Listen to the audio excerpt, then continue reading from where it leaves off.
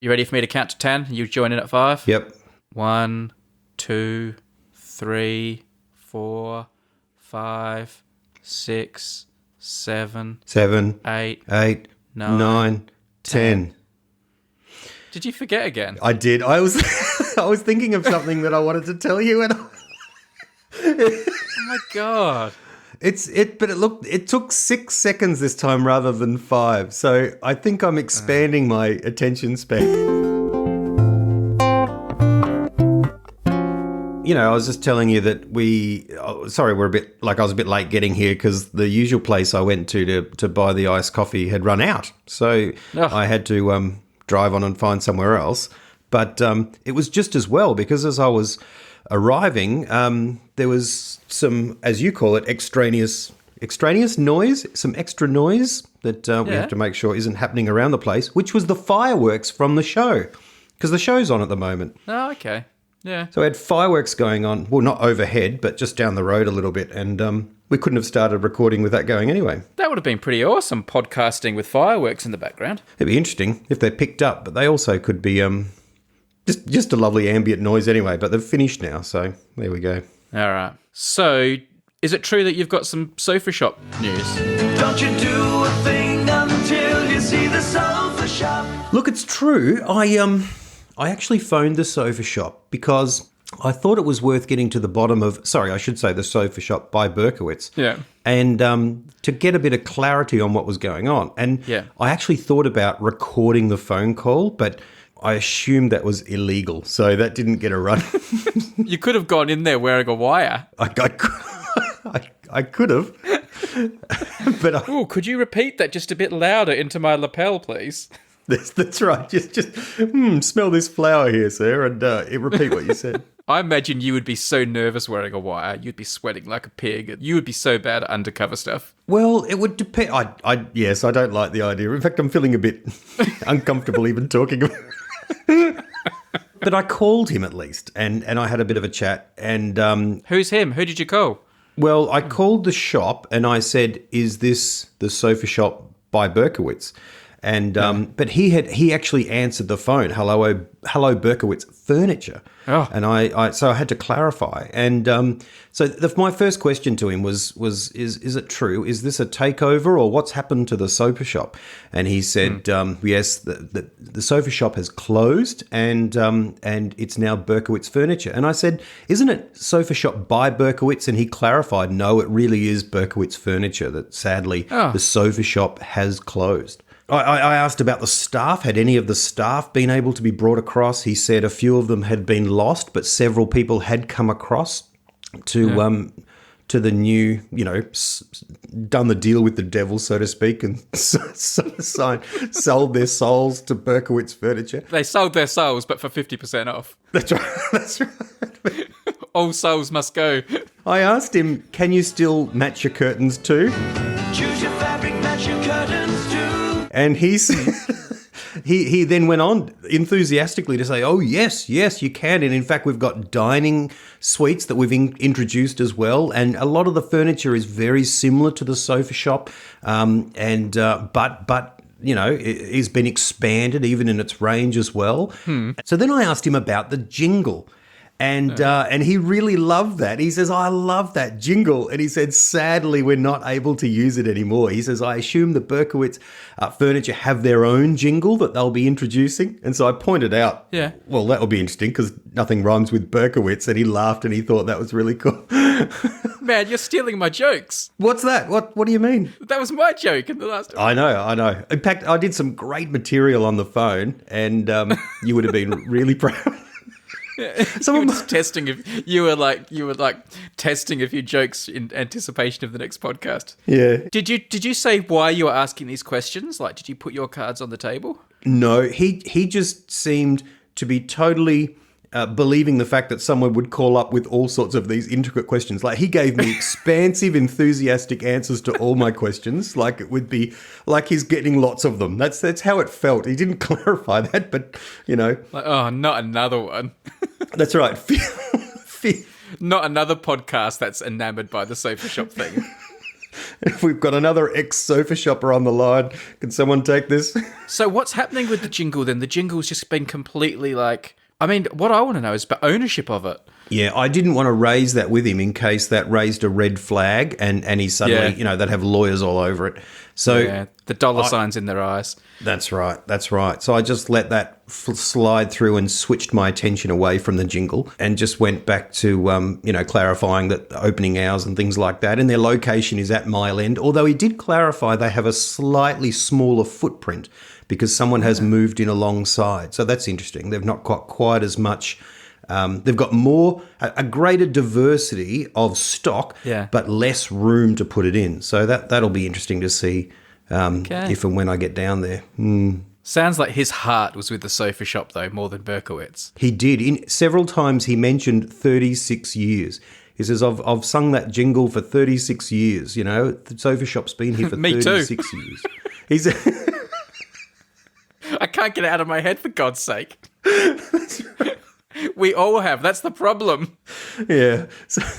So maybe an attempt to kill off the jingle. That's why they sold it to the company with the word that's least likely to rhyme with anything in the jingle.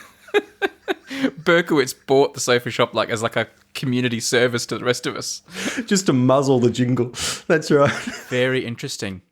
It's not even in an in-house brand by the looks of it. So all our sort of exploratory conversation around the sofa shop by Berkowitz, it apparently it's just been a charade.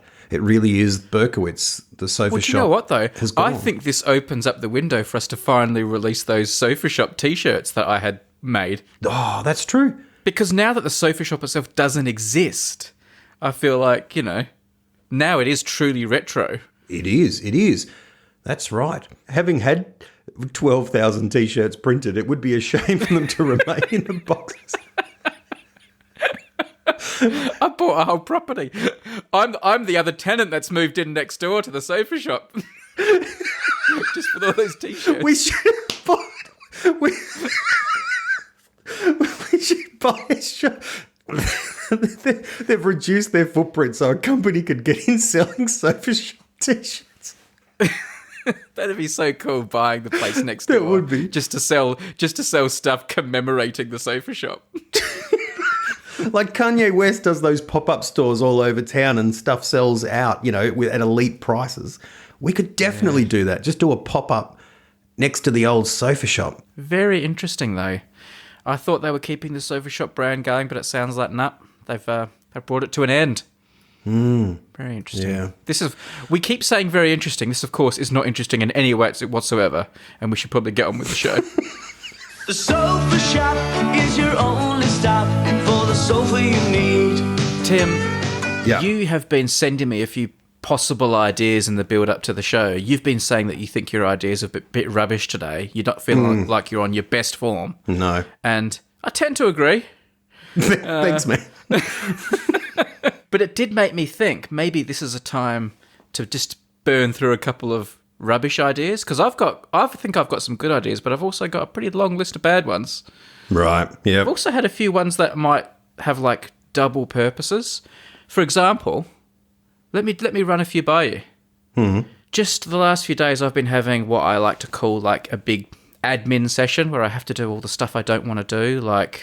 A lot of it can be accounting stuff, bureaucratic stuff to do with websites. It could be going through my back catalogue of hundreds and hundreds of videos and having to change things in the description. The sort of stuff you don't want to do because it's not super creative. Mm-hmm. Here's an idea for a podcast. Tell me what you think, right? I get a volunteer, unpaid, to come to my office, do all my admin work for a week, and then at the end of the week, I interview them for 15 minutes or so for a podcast and ask how they felt about it and how they enjoyed doing it. What if they haven't enjoyed doing it and they've just given you and they knew this within 2 hours on the first day, but they have to do the whole week of doing your boring admin? Yeah, that's how it works. Yeah. That's good. Yeah, and then they can come back the next week and do it again and see if it improves. And then once they're sick of it and don't want to do it anymore, I get a new guest to come in for a week and do all my admin work. And at the end of their week, quick 15-minute interview. I don't necessarily publish the interview anywhere. Right. So what But you're we basically saying is that you get people to come and do your admin work for free. And Yeah. that's basically it, isn't it? It's funny, though. People may actually find that an interesting work experience exercise. Like, Hey, here's an idea I've had since we first started that I don't think I've discussed, right? This is a podcast called Who's Nude? And two people do a podcast each week. One of them is nude, the other one is dressed. And just from listening to the podcast, you have to guess which one is nude. why on... I don't know, but I can't get the idea out of my head. What possible, like, point does this have? Like, I think it comes down to, can you tell if someone's nude or not just from listening to their voice? the answer is no, unless you're suggesting they might be self-conscious about the way they answer questions. Is that right? And they might speak. I don't know. I don't know. Like I said, I'm doing bad ideas. It's just an idea. How about this one? I got this idea yesterday, right?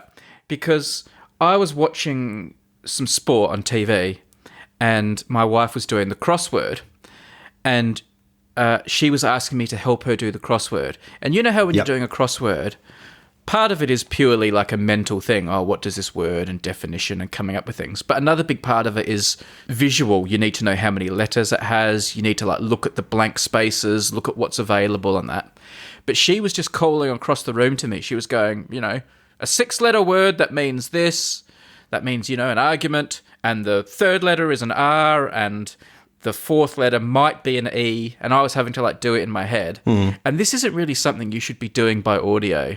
But we were doing it that way anyway, and it was kind of working. And I'd sit there in my head, and I was picturing things and giving her help and making suggestions. And this is something we do quite often. Sometimes she'll do the crossword with her mum, and I'll be in another room, and they just, whenever they get stuck on one, they just call out to me. Brady, we need an 8-letter word that means this, and it starts with a U. And then if I can get it, I'll call out an answer. And it made me think, imagine doing a podcast like this where you do like the Times crossword each day, and you just listen to two people doing it, and they're doing it separate from each other, like you and I are in different rooms. And like, I think it's quite funny and interesting sometimes to listen to people doing crosswords together. I actually think that's a pretty good idea. I wonder if it's done already. I remember your dad years ago explaining that there was like the newspaper in some places is read out over the radio for blind people to listen in and get not just the news but the newspaper. Yes. You know. No, my godmother, who has passed away, who was the most wonderful woman, a woman called Olive. She used to do that. She was a volunteer. She would go and read newspaper articles over the radio for that reason. And I think she like specialised in doing like, you know, The Age or the Sydney Morning Herald. That was her specialist paper. And once a week she went into this station, and some editor had chosen 6 or 7 articles, and she had a very lovely speaking voice, English accent, and she would just go in and read articles. That's lovely. That's great. Yeah. But I remember at the time we were joking about what she did on the funnies page. Like, a Far Side comic loses a lot of its humour when it's being described, you know? Yeah. And the cow's got a really cheeky look on its face. Yeah, that's right. But this idea, you get to the crossword, you could do it audibly. I wonder if that's done. You know, but you're listening to, but you're right, it would be better with 2 people. Someone asks it, the other one has a go. But this wouldn't be like the solutions. This would be people just trying to figure it out, and you're listening to them throw, you know, oh, could it be umbrella? No, that's got too many letters. What's the third letter again? It's an S. A what? An F? No, an S. Oh. Because otherwise it could have been a cat, but no, that doesn't. I wonder if you could get 2 hosts that would make it work. I should have brought a crossword with me. We should have given it a try. Maybe we'll do that as a pilot, like one of our pilot made episodes sometime. We'll just do a crossword together. You wouldn't believe it. I've got a crossword sitting here in front of me. Well, it's the answers to a crossword. It doesn't have the questions, so that's a bit less interesting. Yeah, that's not going to work quite so well, is One across is fish. Fish. Okay, cool. There we go. Did you get that? Yeah. What's your worst idea? What's like a terrible idea on your list that you're like, nah? Look, I'll open up my notebook, my legendary notebook, which has on the page with podcasts that I can never find. And it has a whole bunch of ideas that we've done, and the page is pretty full. I've got one here called Extreme Podcasting, but I haven't worked out what that is yet. So, that's a good idea. That you should save that as a proper idea. That would be awesome. All right, pretend I didn't say that. You do an episode from, like, hanging off a cliff in one of those little harnesses that rock climbers use, and then you do an episode in a submarine and stuff like that. Yeah, I've got one here, Team Meeting Thursday, but I don't think that's related to the podcast. It's got right, yeah. I've got here just the word walking, so maybe it's a podcast when you're out walking and describing things or having conversation with someone. I can't remember that idea. That's like saying, I've got the word here, birds. It's a podcast about birds. It's about, well, there's sort of memories that I've jotted down, without thinking about any. You can't just pick words, Tim, and then say it's a podcast about that thing. I want you to take it a bit further. I'm going to try and do that, though. Just for 1 second, I'm going to flick open a page and point to a word, and the word is... You do that with a dictionary. Email. So there you go. It's a podcast about emails. There is an idea that I've got... I thought about using it today anyway. I don't know if it's a good idea or bad. It feels a bit generic, so I'll give it to you. It's called CDs in the Shed. And this is from my experience earlier this evening. I was out in the shed, pumping up a tyre on my wife's bike. And I have boxes of CDs in the shed because who has CDs in the house anymore? Because of, just stream music. And I've got some vinyl in the house, but CDs I don't. So I just thought I'd pull randomly a CD out and see what it was. And I pulled out randomly and it was a Bach CD. So I'm like, well, no, try again, something more interesting. And out came Harry Connick Jr., It Had to Be You. Yeah. And I wonder if there's a podcast idea in talking about, this CD, a random CD from the shed. It's covered in dust. What's it all about? So I gave it a wipe down and brought it inside. And your wife's like, have you pumped up that tyre? Oh, I knew I forgot something. That's right. So the idea is you talk about the CD, when you got the CD, why you've got it, all that sort of stuff. So tell me about that one then. Do you remember where you got that and when you bought it and your memories of it? Because you quite like a bit of Harry Connick Jr. I do love Harry Connick, yeah. I got into him really early in my CD collection. So this is the really early 90s through my cousin. I actually love this one the best out of his because he's got like a pretty cool looking shirt and tie on the front cover. But he's also... It's one of those CDs... I'm glad you're not being too superficial about it. No, that's right. At the time, that was important. I went, yeah, he looks cool. He looks like he's on a GQ magazine or something. But he, I think it's one of these albums where an artist brings out like 3 or 4 albums and then they become quite big. So the record company goes back and gets the best songs from those first few and then chucks them on a new album and brings it out and says, hey, here's his, new album, and that one sells really well. So it's like a really early little greatest hits just as you're becoming famous. And that's kind of what this one is. I really love it. Do you remember buying it? Was buying a CD like a big investment for you back then? Was it like taking the plunge or could you buy quite a few? I don't really remember what they cost, but I seem to recall buying CDs not being like trivial. No, like $30, which was a lot of money. That was like 3 hours work. I mean, $30 is a lot now. For a CD, I wouldn't buy a CD for $30 now. No way. That's a lot. I don't think I'd buy a DVD for $30. Like, it's just... Yeah, it's a lot. Where were you getting the money for the CDs? Because I remember you being quite into music. Where did you get money for CDs? Well, from my jobs, like part-time job. I had a part-time... When I was a kid, I delivered newspapers, but around this time I was working at Springfield Meats, which is a butcher at Marion Shopping Centre, and on Saturdays I'd clean it. So cleaning out a butcher on a Saturday afternoon, that's a hell of a job. I went home dripping wet, but it was good fun. And then I... pumped petrol, remember at Mick Scorpos Petrol Discount King? But like that's paying small money. You'd have to work like a day just for a CD. Oh, yeah, like several days, like several shifts, yeah. Like it's, that's right, yeah, it's a big deal. But and that's where a lot of my money went, on the music, because Mum and Dad wouldn't buy it. So I just buy a lot. Unless you wanted to listen to marching bands. That's right. Lots of vinyl marching bands out in the back. I was helped by the fact that it was a secondhand CD store, Big Star Records, legendary place within walking distance. So you can get them around there for like $15 secondhand ones. So that's good. How deprived were we not being able to illegally download music when we were kids? It's a disgrace. Kids today don't know how lucky they are. That's right. They can just steal their music. I'll tell you a funny thing. This is in Harry Connick, like it's big band jazz sort of music, as I guess most people know, but he's getting on a bit now, so people may not know. But then a few albums on, he decided to make a more rustic kind of New Orleans kind of album, which had a bit more rock and stuff in it, and it turned some people off. So when he finally toured Australia, I was dying to see him and went along with my cousins and stuff, and we were sitting down the front, close to the front. Then people got up and danced and stuff, and it seemed to be like a whole bunch of girls and me. So there were all these sort of girls calling out, Harry, Harry, Harry, and then I called out, Harry. Like, about 4 rows of people looked around. I was like, sorry. I'll get my coat. Bit self-conscious there, but there were some people leaving because it was a bit more boisterous than they thought. They thought it was going to be sort of quiet piano, but he went through a funny time there. So there you go.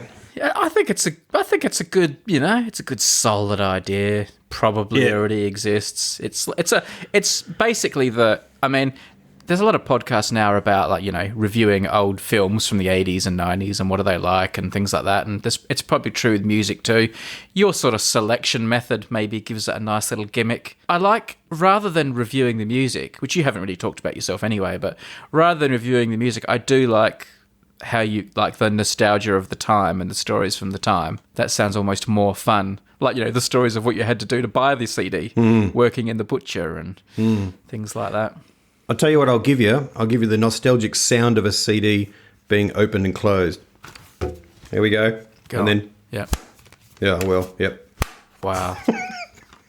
That's audio gold. That's audio gold right there. I'll tell you one thing about this album is I know every word to every single song on this album. Yeah. Probably except number 7, I think. But... which is not a good a song. But you know what I mean? I could sing them all off the top of my head, listen to them over and over and over again. What's song number 7? Song number 7 is called Promise Me You'll Remember. How ironic, that's the one you can't remember. But all the others are classics, except number 10, Lofty's Roach Self-Lay, because that's an instrumental, so I don't know the words to that one. Right. Well, you should do. Well, that's right. In fact, that's the one I'd most like to hear you sing along with. Thank you. Do you know what I think I want to give you, some credits for is that you often break out in song on the podcast. Like, we were listening to the last podcast today, right, in the car. Yeah. It was actually quite meta because we were driving along as a family listening to the podcast, me talk about how we listen to the podcast driving along as a family. So it was really quite meta and funny. But there's several times you break out in the Sofa Shop theme or some other theme. And I thought, wow, he really goes for it. You really just go. If you've got it, flaunt it. I'm not saying you got it. I'm just saying you're bold to flaunt it. That's for sure. Do the kids ever say, "Wow, Brady's such a better singer than you, Dad"? No, they don't say that. No, but it may be noticeable. I would it look. Had I to sing. Be you. It had to be you. Hang on, is the CD playing? Hang on, I can't. Oh, was that you, man? That was me. It wasn't even the CD. I thought the CD had accidentally started playing. Wow. What's sitting in its case there? That's right. I thought it could Bluetooth out of the case. Don't they do that? Is that right? You have to put it in something. This has to be near an iPhone. That's right. Yeah. Well, you never sing on the podcast, and you're the one who bloody can't stop singing in real life. I know. I love to sing. Yeah. But you won't sing on the podcast. No, I won't sing on the podcast. Obviously not that good. I think you know you're not that good, and you know I am. I would, okay, there are 12 tracks on here. Say a number and I'll sing a line from the song that is attached to it. 3. But not for me, it is. Now, Elton John did a really cool version of this on the Four Weddings and a Funeral. He sang it a little bit faster. But not for me. They're writing songs of love, but not for me. So that's my version of Elton John singing a Harry Connick Jr. song. You do a good Elton John. And you love doing an Elton John. I do love doing it, Elton John. I still don't know the word. I'm baiting you into doing an Elton John by doing my Elton John. I can't find. I can't find. Oh, the right romantic line. I still don't know the line, but He's saying I can't find the right romantic line, I think. the right romantic line. That's from Don't Let the Sun Down on Me. Ladies and gentlemen, Mr. Elton John.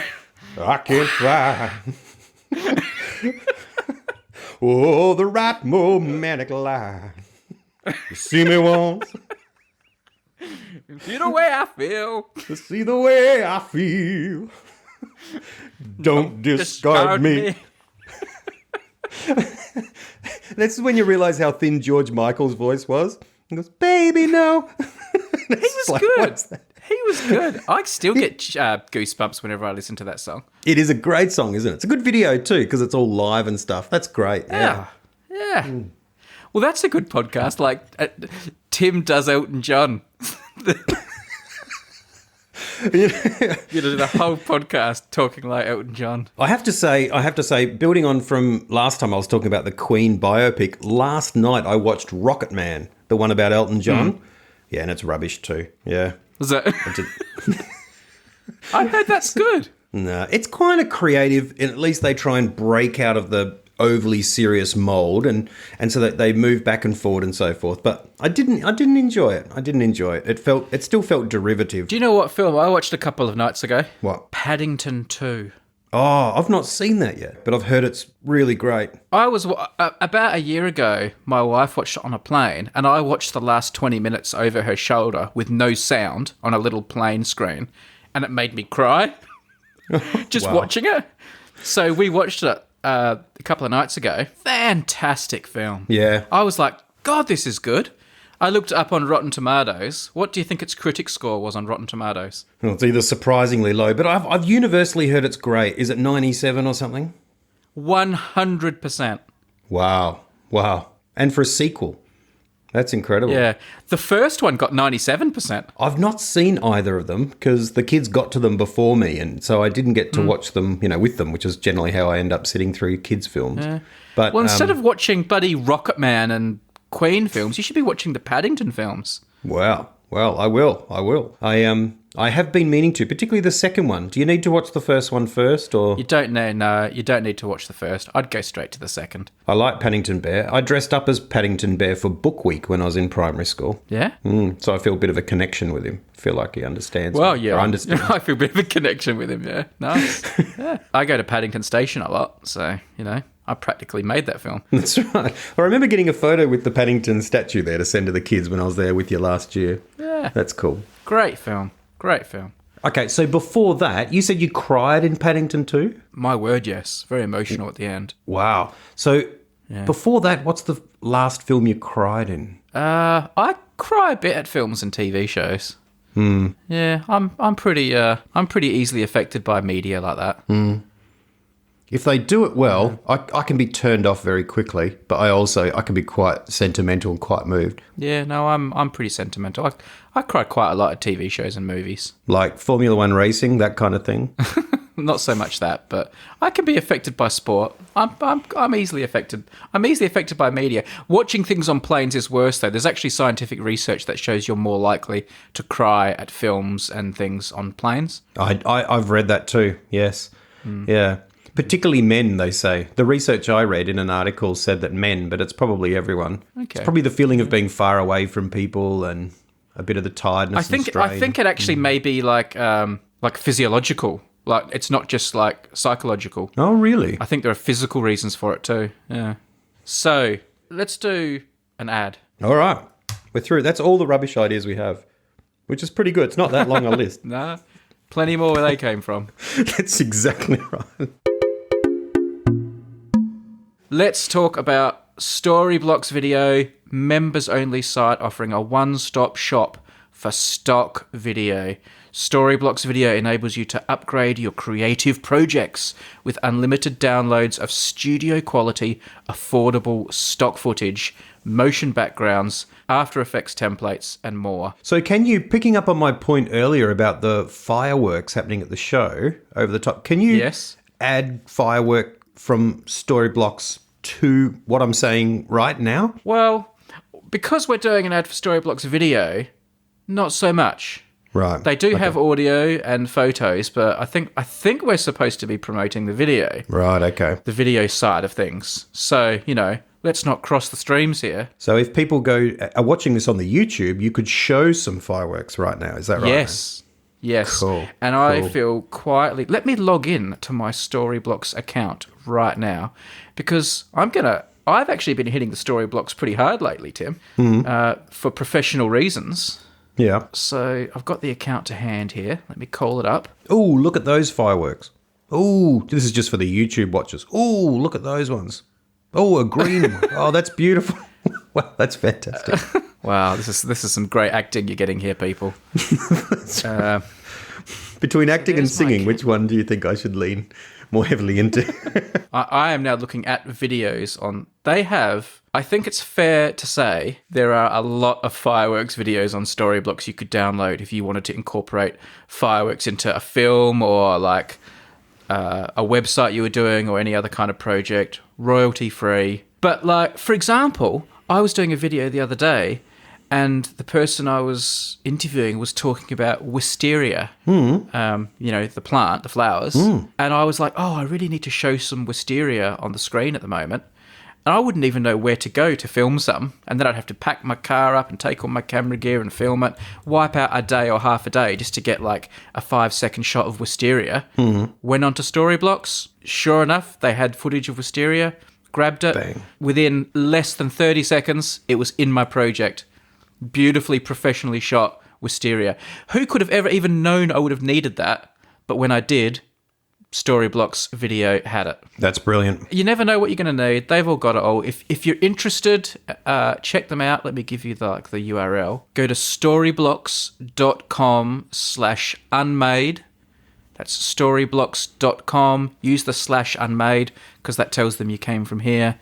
And check out the huge range of stuff. You just pay your one monthly amount and you've just got full access to this unlimited library. Anything you could ever need. What's something you could need in a website or a film sometime in the next year? And let's see if they've got what you'll need. Let's put them to the test. Someone looking pensive.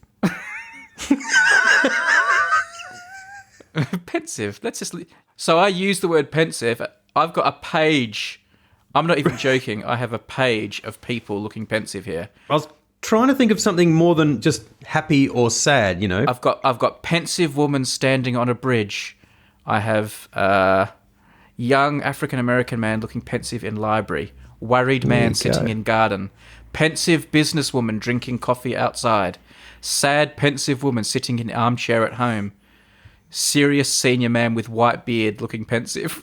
There are a huge amount of pensive people on Storyblocks. That is absolutely... I think they should have like a fourth string to their bow. They could have Storyblocks video, Storyblocks audio, Storyblocks images, and a new one, Storyblocks pensive. It should be it's a whole genre in itself. It's a whole medium in itself. They've even got, and I'm not joking here, videos of people looking thoughtful and pensive in front of a green screen so you can put your own backgrounds behind them. There you go.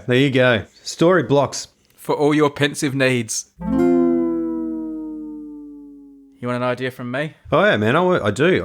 I mean, I've got more rubbish ideas, but they can wait for another week. How about this one? I want to call it Dibber Dobber, or you could call it Telltale. And this is a podcast where people come on and just like... dob on people, grass people. Oh, dear. And the reason I thought of it was I was driving in my car about an hour ago and I saw a woman on the side of the road smoking. And then she just like put it out on someone's front wall and chucked the cigarette like in their front yard. And it made me want to like tell on them like, oh, I saw this woman and she did this. And like, shame her a bit. So the initial idea for the podcast is you come on and you just dob on people that you think need to be exposed, like Bill in the office who never cleans his coffee mug and always leaves it for someone else to do. And you just get it off your chest. You can just be a total, telltale. And then from there, maybe the podcast would go into like next steps, like how do we deal with this? How do you deal with it personally, or do you confront them, or how should this person be punished? But it's a chance, instead of bottling it up when you see people doing wrong and being all stiff upper lip and British about it. This is a chance to speak your mind, grass them, publicly shame them. So just to be clear then, are you talking about going on to the podcast to talk about like what to do about it, the person's anonymously, or actually you get to name them and, like you say, like shame them? I mean, I haven't thought about it that much. I mean, obviously there are implications about going onto a podcast and like, you know, naming people for like, you know, being like this online lynch mob or like, you know, acting as judge and jury. It's supposed to be a bit more fun than that. It's supposed to be trivial. Right. This isn't like, you know, telling off people for, you know, dealing drugs. This is like dobbing on people. It's like more childlike, the sort of stuff that kids dob on for, you know. Because I have to say, when you talk about people being British and stiff upper lip, like I don't know if anyone is anymore because everyone seems to vent everything on Twitter or Facebook. Like, you know, the public shaming that goes on is extraordinary. Yeah. So yeah, there is an extent to which this is already happening. In fact, a friend of mine on Instagram the other day, he was on a train sitting next to a woman who for the whole trip cut her fingernails like with scissors, and like there was like a pile of nails and stuff on her little table on the train, and he was like stuck next to her. So he started secretly filming it and posting it to Instagram stories. Oh, whoa. That's full on. It was so gross. It was so gross. It's full on to be doing it. It's full on to put it on Instagram, though, as well. That's amazing. I know. So there is an extent to which, like, you know, yeah, we already do this. This is just, I guess, doing it in a podcast.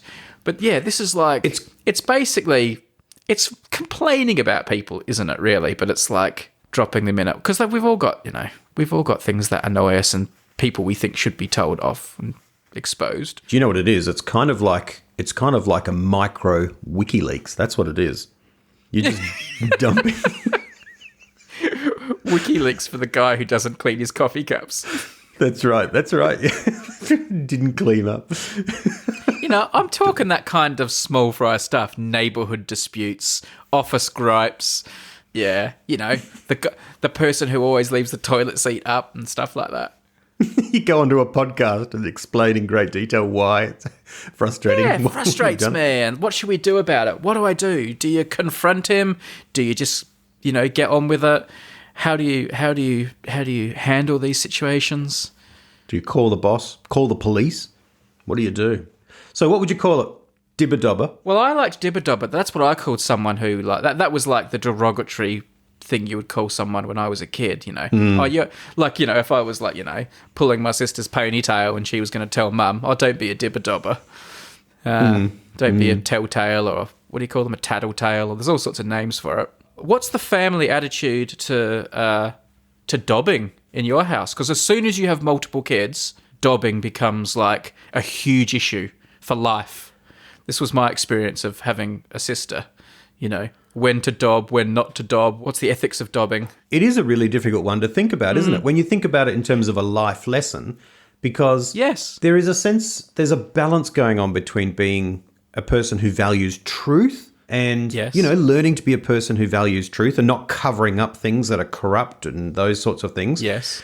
You'd like to think that they're a courageous person who'll grow up to be a whistleblower, you know, on a company or something like that. But on the other hand, there can't be you know, every little thing. It becomes like complaining about trivial things or things that are... yeah, you become a whinger. There's also that extra lesson where you're wanting to encourage solidarity between the siblings and trust. And sometimes that involves having their secrets. And so, like, there's much subtlety going on to dobbing. That's right. Camaraderie, that's right. There's they find that in sporting teams you do an enormous amount to build up camaraderie, but then there's, you know, do which one of you stand, then one of them goes before a tribunal and who's going to testify.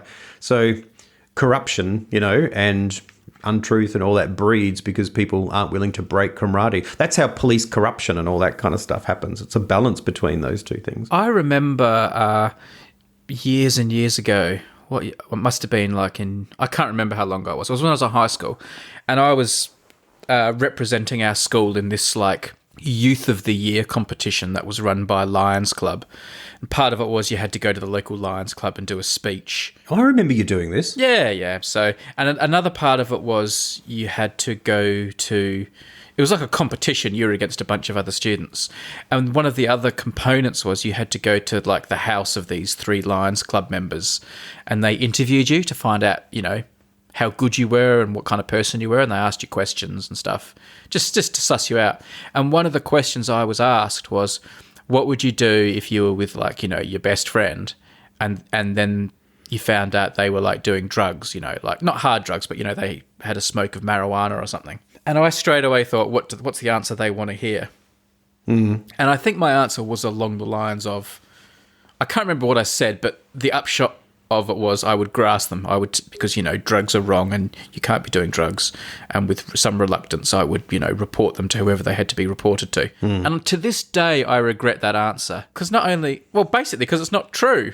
Oh. And also it's not the kind of person I was or want to be. And I really regret that I gave that answer and pandered to them like that. I wish I'd said, well, I'm not going to dob on my friend. If they're just, you know, I'd tell them you shouldn't do that and maybe talk to them about it, but I'm not going to grass them. I still regret that. I remember, like, during the speech thing, right, after that night, you had to do a speech. Yeah. No, you had to answer questions first. They gave you these questions on the spot, and you had to answer them. And then you had to do your prepared speech, and then they judged a winner. And this was like the second round when this happened. I'd already got through like the regional round, and I was now at like the next level up. Yeah. So the competition was a lot better. And I absolutely bombed when they asked me the questions. Like, I can't even remember what the questions were, but, you know, in front of this huge audience, they asked me some intellectual question. I completely couldn't deal with it and made a fool of myself with some bumbling answer. Went and sat down, and then I watched the other kids get up and absolutely nail it like they were buddy John F. Kennedy with their answers. So I knew I'd lost. Like, I knew I was out. And I still had to go up and do my speech. And to this day, I wish I'd gone up and done my speech about how I regretted my answer from earlier that day about the drugs and the dobbing, and retracted it all. That would have been a really cool thing to do. So was that in the same round? That was in the same round, the question about drugs? Yes, I think it was in the same round, yeah. It would have been impressive to them, firstly, that you'd chosen such a risky topic, but secondly, that you'd done it so quickly, that you'd said, I've thought about this, and it would have demonstrated, you know, your ability to reflect upon yourself and so forth. It would have been awesome, but I wasn't awesome. No. And I lost. You should have just got up and sang, man. That's working for you. You should. I could have done my Elton John. Ladies and gentlemen, Mr. Tim Hine. And then I came out from behind the curtain and did a duet. Rock and fine. It would have been cooler if you'd done Elton John.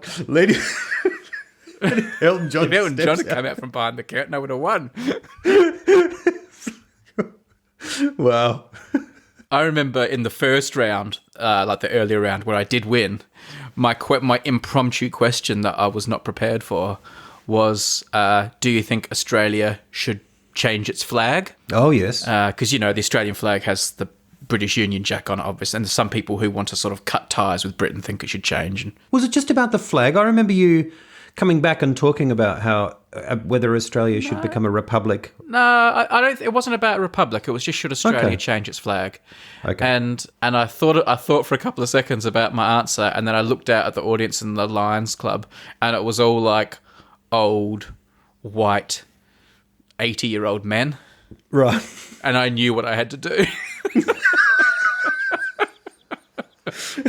And I gave this impassioned speech for keeping our flag and all the people who, you know, died in the wars fighting under the flag, and got a rousing reception. You're so strategic. I remember you going off to this thing, right?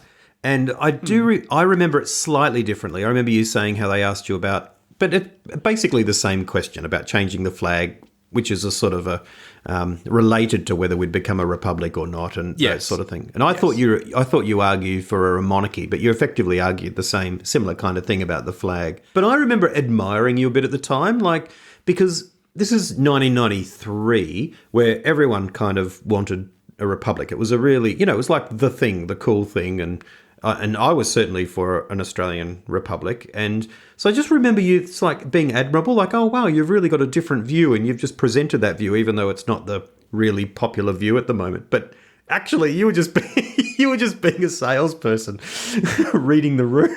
I do think I would keep the Australian flag now, though, because the older I get, the more I like traditions. And the more I do think, for goodness sake, a bunch of people did die under that flag. Like, why not just keep it for their sake? No one, it's just a piece of cloth anyway. Yeah, I'm a bit over flags, I have to say. I've had a bunch of debates about flags at local council, and I think sometimes they're more trouble than they're worth, although I know that's heresy in many parts, but... More trouble than they're worth. Well, no, you know what they are. They just become... Yeah. I mean, they are... And I guess that's exactly what you're saying. They're incredible. They become treasured symbols for what something they are. else, don't they? Yeah. Yeah. But we have I'm not sure I'd keep the Union Jack, but I think a minimalist change, so something that just simply keeps the Southern Cross and what's there is nice. Like, don't change it radically. Yeah. I don't think that's ever going to happen. But I can see a day when it's minimalised or some kind of Indigenous features added or something. I think the Australian flag will change in our lifetime. You do? Late in our life. Yeah. Depending on how long we live. I still favour an Australian republic, but I feel less passionate about it. Not that I feel more passionate about the royal family, but I can't think... I worry about us electing an Australian... If we do a popular election, I think that'll be awful. And the kind of person that will run to be elected, yeah, it doesn't fill me with joy. And I can't think of them being as dignified as, I guess, the Queen has been. But the Queen won't be there forever either. So no. I like the idea of someone being appointed who has... it removes that aspirational nature of it from a little bit. I'm persuaded by what Ben Elton said once, and that is the idea of, he likes the idea of someone who has to do it rather than someone who wants to do it, being the one who does it. And I think that's a pretty good argument if you know human nature. See, I think my Dibber Dobber podcast could be quite fun if listeners get to send in their dobs. Oh, yeah. So it's just like dobbing on people to this like centralized dobbing area. I want to tell on Bill at my work who spilled strawberry jam in the office and sneaked away and didn't clean it up. But I saw, and I want everyone to know it was him that spilled that strawberry jam. It would be great. It would be great if the person hosting the podcast or the co-host was like a very senior High Court judge or like a person of, unquestioned, like a Supreme Court judge, an unquestioned degree of seniority and understanding of justice, like Jeffrey Robertson or someone like that. Yeah. And we just have to call up with these very tiny, it's like, I got the bread out first, but they got to the toaster first. Who should be able to make their breakfast first? And they... Yeah. What does a Supreme Court justice think should happen with the woman at my local park who always lets her white dog off the lead that barks at the squirrels and she never shuts it up or tries to stop it from barking? Everyone else, if their dog starts barking and going crazy at the squirrels, would be embarrassed and try and put their dog back on the lead. And I'm so sorry. Of course, sometimes you can't control your dog and it's like an embarrassing moment. But this woman has no shame, no embarrassment. But it screams itself hoarse for 20 minutes while she obliviously just walks around the park. That needs to be dealt with. She needs to be dobbed on. He or she would listen to it and then say, well, I go back to the Crown versus Browning on this one. And I would say... That's right, the people versus Fido. That's right. The other thing I love about listening to court proceedings or lawyers and so forth is how casually they drop in Latin and and then into the middle of conversation, they say, oh, well, luminous umptus would apply. And the other, oh, yes, it would. Corpus. Oompa Loompas. Quo vadis. Oompa Loompas will apply here. If quo vadis is conditional, then... After the fact, ipso facto, everyone knows. Yes, Your Honour. Oompas Loompas, dumpetus do. I have another puzzle for you. It's basically, court is just a place where people can get together and brag about how much Latin they know, and then everyone's Imagine if instead of dropping in Latin, though, they dropped in Wookiee. So it'd be, well, of course, Your Honour, this is a case of applying here. And I think that...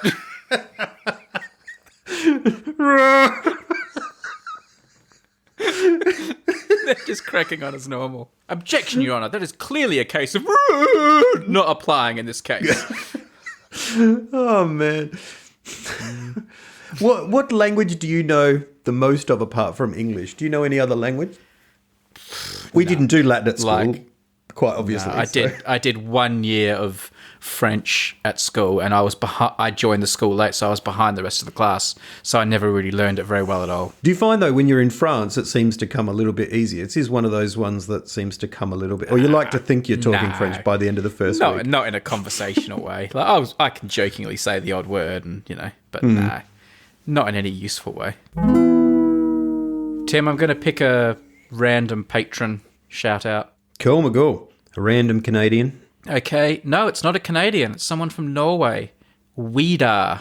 It looks like Vidar, but he's put in brackets here. It's pronounced Vidar. That's a cool name. How's it spelled? Vidar. That's a cool name. Like Darth Vidar. Darth Vidar. Darth Vidar. There's no Darth at all. I don't even know why I'm saying that. No. Vidar says, I love listening to your podcasts and think you are really funny. He's not being specific who he's talking to there, so I'm going to assume it's, well, maybe both of us.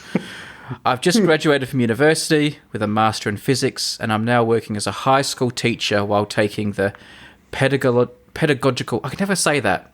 What's that word? Pedagogical. Yeah, he's taking that education on the side. Apart from maths and physics, I love singing. Wow. And when I was little, I dreamed about being part of A1. What's A1? Is that a band or something? That must be a Norwegian boy band or something. They're a British boy band. They're a boy band. Formed in 1988. He says, I didn't end up joining A1, but do sing bass in a chamber choir. I usually listen while commuting, like most people, I imagine. I think he's talking about listening to us now, not A1 or chamber choirs. And here's his idea for a podcast. Vidar's idea for a podcast. It's called We Do It Better. Every week you take a concept from another podcast and do exactly what they do, only better. Then the content would range all the way from movie reviews to political analysis and awkward content. Okay, yeah. I mean, that's an interesting idea. So just rip off other podcasts, but do it better. Ah. I mean, I think if we were capable of that, we would probably be more rich and successful than we are. Yeah. That's like me saying, oh, well, I'm going to watch Paddington 2 and now make an even better Paddington movie. That's right. That's right. What would we do if someone started an Unmade podcast that was better than ours? Unthinkable. Well, impossible. Naturally. Go with me on it, though. Yeah. They were attempting to. Well, I don't know. It sounds like it'd be an awesome podcast. Do you know what I would do? I would listen to it and I would support them on Patreon. Yes. Just as the people listening right now to us should support us on Patreon by going to patreon.com/unmadefm and making a small contribution, which helps us make more episodes, gives you access to our feed. People who previously support us now even own Unmade watches because of their support. Yes. Do send in pictures of your watches, guys. Yeah, we've been enjoying those, seeing your wrists wearing your Unmade watches. So do consider supporting us, and you may be spoken about on the show as Vidar just was, even though we didn't give much discussion to his idea because I don't think he gave us enough to work with. He's basically saying his idea for a podcast is just to make the best podcast in the world. That's right. Which is a good idea. Yeah, but we already had that idea. We're already doing it. I'll tell you, Vidar is a better name for a band than A1, that's for sure. Yeah, I don't know what he's complaining about. He was already there. Yeah, A1's a terrible name for a band. A1's also a road in the UK. I wonder if A1's named after A1. Were there any words that you had to say for your daughters? Oh, yes. I tell you what, how come I'm the one that always remembers? You'd think they were my daughters. Oh, gosh. Hey, girls, just remember who remembers every week, girls. It's not your dad, it's your Brady. Oh, dear. I feel like just remember that next time you're doing a painting at school and you have to dedicate it to someone. Just remember who it is that remembers your word each week. And it's Father's Day today as well. The girl should be sending me a card for Father's Day. That's right. That's right. See if you can drop their words into the next 2 sentences without me figuring out which ones they are. All right. I will have to get on a bus and and eat some hummus. Laughing after the words doesn't help, man. No, it doesn't. It doesn't. I'm sorry. Bus and hummus. Yeah, I don't know where that came from, but that was one of the words. And then the other one was a bus, because it was being made out of Lego recently. So those are the 2 words. All right. And there they are. That's terrible. There they go. Dropped How in. could I have used them? Where could I fit in bus? I could have pretended that there was an Harry Connick Jr. song called On the bus. Get on Your Bus or something. We missed the bus. I had to get on the bus. Crisscross song. I had to get on the bus. It's hard. There's not many songs called hummus. It's hummus, isn't it, with a U, not hummus? But it's hummus? pronounced. I always pronounce it hummus because it's kind of Middle Eastern. Why would it be Middle Eastern make hummus wrong? Hummus. Well, it's just And because hummus, hummus right. sounds like an Australian accent. Hummus. Hummus. You think hummus sounds more Middle Eastern? It does. I speak Middle Eastern. Didn't you? Dude, It's a language. I did Middle Eastern for 6 months at high school.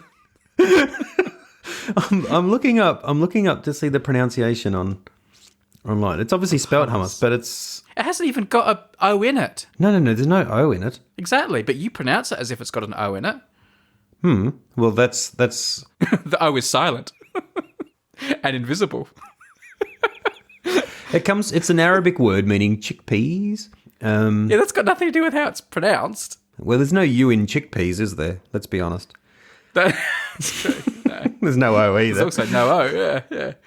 Maybe it's hummus. Hey, look at this though. Wikipedia says the etymology is. It says that spelling can be inconsistent. Sometimes it can have an OU. It's common enough in British English. There you go. Yeah, it's actually sometimes spelt with an O in a couple of dictionaries, and HOMM, HOM. If people find out how to spell it, record themselves and then tweet it to Brady, and then we'll know. Sometimes the point to end the show just kind of speaks for itself, doesn't it?